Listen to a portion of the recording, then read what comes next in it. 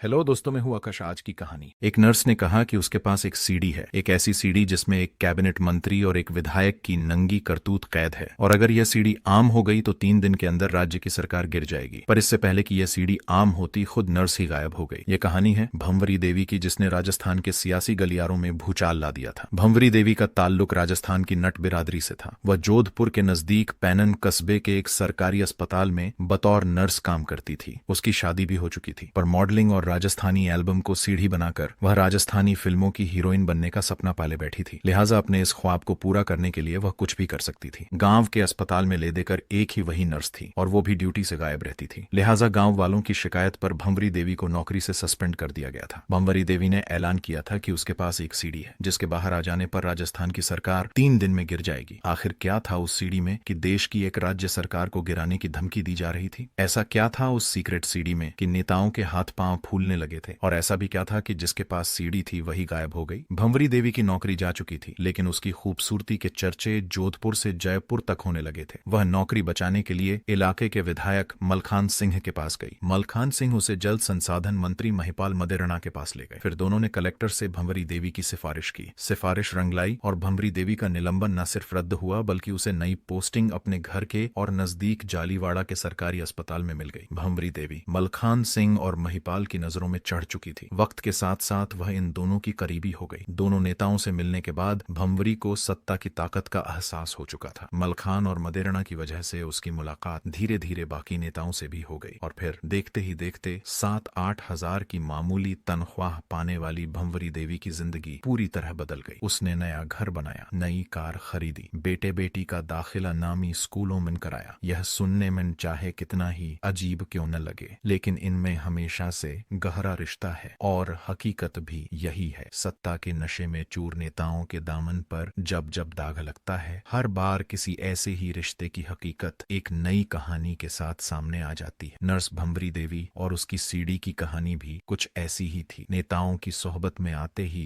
अब भंवरी पूरी तरह से सत्ता के इर्द गिर्द थी। बगैर ड्यूटी पर जाए ही हर महीने तनख्वाह मिल रही थी। मदेरणा से उसके रिश्ते को लेकर बातें होने लगी थी, लेकिन मामला सत्ता का था तो सभी ने चुप रहने में भलाई समझी। साल 2010 तक भंवरी ने सत्ता का खूब सुख भोगा, पर अचानक बात बिगड़ी गई। भंवरी की ख्वाहिशें बेलगाम हो गई थीं। अब वह मलखान सिंह और मंत्री मदेरणा के साथ अपने रिश्तों के एवज में सीधे विधानसभा का टिकट मांग बैठी। जाहिर है दोनों ने मना कर दिया। बस इसी के बाद भंवरी ने रिश्तों के उन पलों की सीडी बनाने का फैसला किया, और मंत्री मदेरणा इस जाल में फंस गए। भंवरी ने दोनों नेताओं को ब्लैकमेल करना शुरू कर दिया। दोनों ने फौरन भंवरी से दूरी बना ली। कई महीने तक मंत्री मदेरणा और विधायक मलखान सिंह भंवरी से भागते रहे, भंवरी से बचते रहे। इस बात का एहसास खुद भंवरी को भी था। लिहाजा एक रोज वो अचानक जयपुर पहुंच गई, बीजेपी के कुछ विधायकों और नेताओं से मिली, और इसके साथ ही सब कुछ बदल गया। जुलाई 2011 की बात है। भंवरी देवी जब मलखान और मदेरणा से संपर्क करने में नाकाम रही तो वह एक दिन सीधे जयपुर में मंत्री मदेरणा के सरकारी बंगले पर पहुंच गई। वहां मदेरणा ने उसे धमकाकर भगा दिया। आहत होकर भंवरी ने मदेरणा पर दबाव बनाने के लिए जयपुर में ही बीजेपी के कुछ नेताओं से मुलाकात की और उन्हें पहली बार उस सीडी के बारे में बताया। सीडी की खबर जयपुर के राजनीतिक गलियारों से होते हुए मीडिया तक जा पहुंची, और अचानक मंत्री महिपाल, विधायक मलखान सिंह और भंवरी देवी के बीच तमाम गिले शिकवे दूर हो गए। तीनों में अब समझौता हो चुका था। इसके बाद फिर से तीनों के बीच बातचीत भी शुरू हो गई थी। कहते हैं कि मजबूर होकर मदेरणा ने भंवरी देवी को सीडी के बदले 60 लाख रुपए देने का वादा कर लिया था। भंवरी ने अगस्त 2011 में अपनी कार बेची थी। उसी का बकाया 4 लाख रुपया देने के लिए 1 सितंबर को सोहन लाल नामक व्यक्ति ने भंवरी को फोन कर अपने घर बुलाया। भंवरी उसी दिन पैसे लेने के लिए अपने घर से निकली और फिर कभी घर नहीं लौटी। शुरू में घर वालों ने हर तरफ भंवरी को ढूंढा। 12 दिनों तक भंवरी देवी का कोई सुराग नहीं मिला। उसके पति ने पुलिस में रिपोर्ट लिखा दी। भंवरी देवी के पति अमरचंद ने अपनी बीवी की गुमशुदगी के लिए राजस्थान सरकार के कैबिनेट मंत्री महिपाल मदेरणा को जिम्मेदार ठहराकर सत्ता के गलियारों में हड़कंच मचा दिया। मामला हाई प्रोफाइल होने की वजह से पुलिस हरकत में आ गई। शक के घेरे में मंत्री और विधायक भी थे, लिहाजा पुलिस